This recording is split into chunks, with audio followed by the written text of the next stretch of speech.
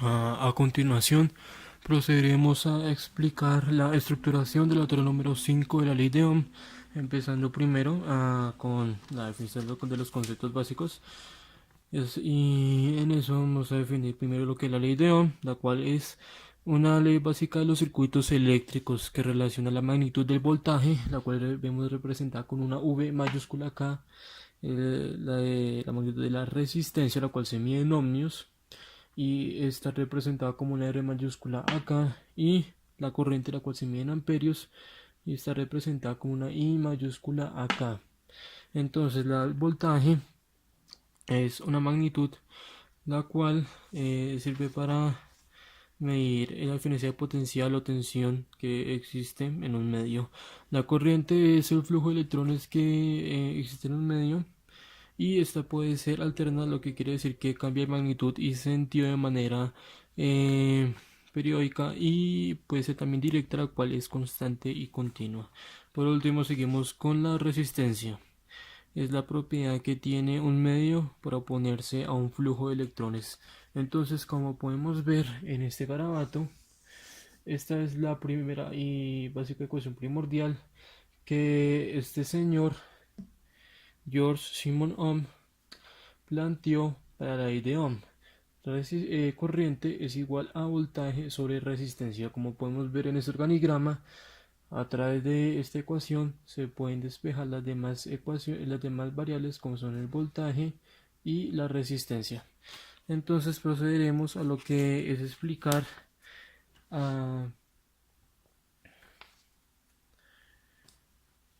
el montaje experimental.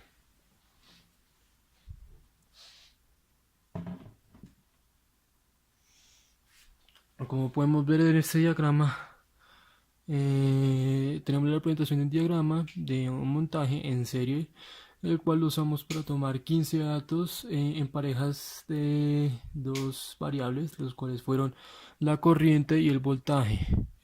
¿Cómo se tomaron esos datos?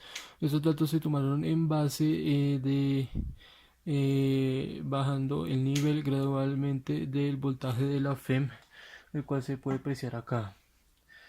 Después seguimos con el análisis de datos, con este primer cuestionamiento, el cual dice que representa el valor de la resistencia y cuál es su error porcentual.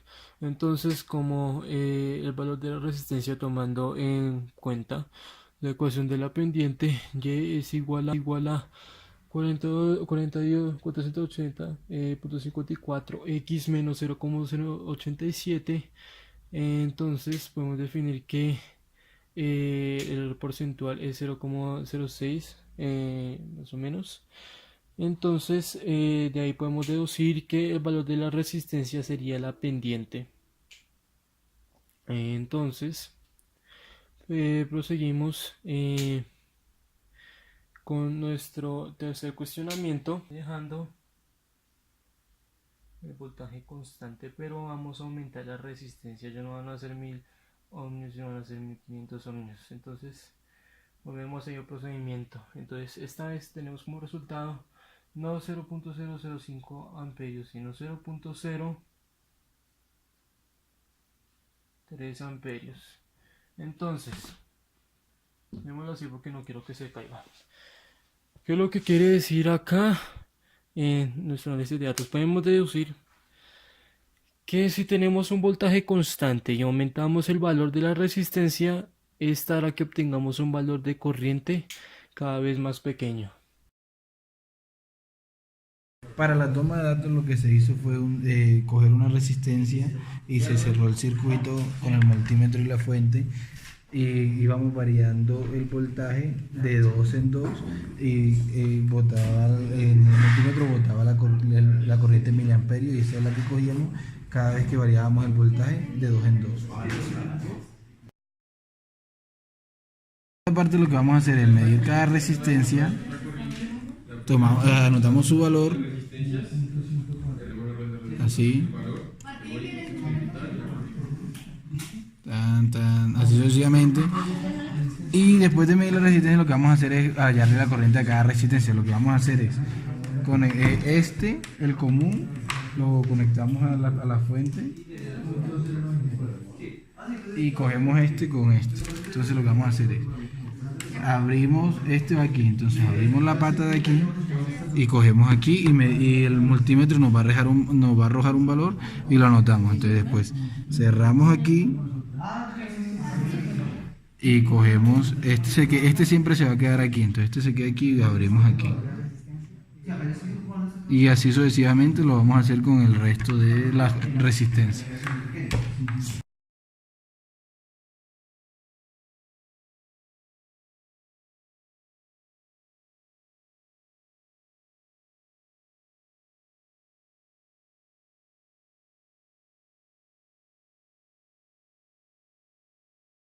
Muy bien, a continuación proseguimos con lo que viene diciendo el cálculo del porcentaje de error entre la corriente teórica y la corriente experimental.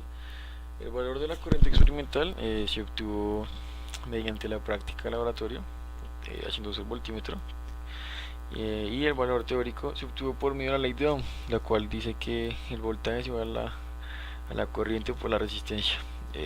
Buscamos el valor de la corriente, despejamos y contamos con los valores de voltaje y resistencia y obtenemos el valor de I. Muy bien, al observar el porcentaje de error, muy bien, podemos observar que en algunos casos el porcentaje de error es bastante alto, en especial en este que alcanza un 97%. Yo creo que esto aquí puede ser debido a un error al momento de la medición, ya que como podemos observar se supone que el valor de la corriente tiene que ir disminuyendo constantemente a medida que le vamos poniendo más resistencias, y nos podemos dar cuenta que va a 0,013 y aquí aumenta a 0,096 y después vuelve a bajar a 0,018. Por ende podemos decir que hubo un error sistemático al momento de realizar la medición en este punto. No se hizo en contacto con el multímetro al momento de realizar la medición, afectando el valor de ese punto, ¿no? El resultado del análisis. Muy bien, a continuación empezaremos con lo que viene siendo el porcentaje de error y la comparación entre el valor de la corriente teórica experimental en la primera parte del laboratorio, en donde los estudiantes mantuvieron una resistencia constante y fueron cambiando el voltaje. Esta comparación se lleva a cabo para entender más a profundidad lo que viene siendo el voltaje, la relación entre voltaje, resistencia y corriente, al igual que comprobar la ley de Ohm. Muy bien, como nos podemos dar cuenta, el voltaje viene aumentando, no de forma constante, pero sí presenta un aumento. Como podemos ver, el valor teórico aquí fue el que se obtuvo mediante la ley de Ohm, despejando la ecuación, y el valor experimental. Como nos podemos dar cuenta, los porcentajes de error son bastante bajos, demostrando dos cosas. Uno, que hizo en este parte de laboratorio hizo buen uso de los instrumentos, y dos, la ley de Ohm efectivamente funciona, y esto pues lo podemos evidenciar en prácticamente los 4 casos. Aquí en donde básicamente no hay un error, es prácticamente nulo. Esto puede ser debido a que el valor teórico de la resistencia, el valor de la resistencia que utilizó fue de 100 kiloohms. Nos podemos dar cuenta que hay una tendencia y una relación entre lo que viene siendo el voltaje y el valor de la corriente, que la única diferencia son los puntos, la ubicación del punto decimal, ¿no? Entonces esto puede facilitar mucho la toma de los datos al momento de realizar las tablas, permitiendo la mayor precisión y exactitud. Muy bien, en el tercer grupo sucede lo mismo. Podemos ver que desde aquí para abajo lo que viene siendo el porcentaje de error es relativamente bajo, no supera el 1%. Esto puede ser debido a un error sistemático, ya que si nos damos cuenta el voltaje va aumentando de forma constante, por lo menos hasta acá, ¿no? De 2 en 2, de 2 voltios en 2 voltios aumentando a medida que van tomando los puntos. Pero si nos damos cuenta, aquí llega a los 9 voltios y de momento el otro salta a 1,10. Por ende podemos deducir o llegar a la conclusión que hubo un error al momento de medir los datos, ya que así mismo con el voltaje aumentando de forma constante, la corriente también debería hacerlo, ya que son proporcionales entre sí. Y el último y cuarto grupo también demuestra una muy buena relación entre lo que vienen de datos teóricos y experimentales, demostrando que la ley de Ohm se cumple y que llevan a cabo de manera correcta la medición de los datos. A continuación discutiremos cuáles fueron los aciertos y los errores que tuvimos durante la realización de la práctica.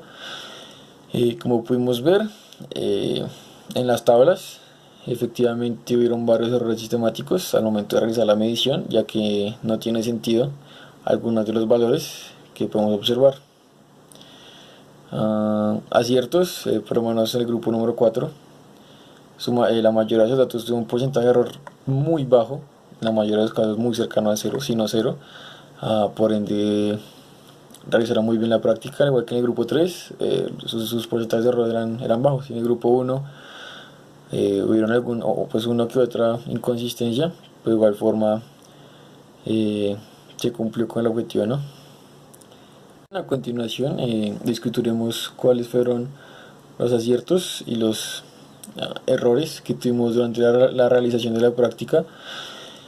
Como pudimos ver en las tablas, efectivamente hubieron varios errores sistemáticos al momento de realizar la medición, ya que no tiene sentido algunos de los valores que podemos observar. Aciertos, por lo menos en el grupo número 4, la mayoría de los datos tuvo un porcentaje de error muy bajo, en la mayoría de los casos muy cercano a 0, sino 0.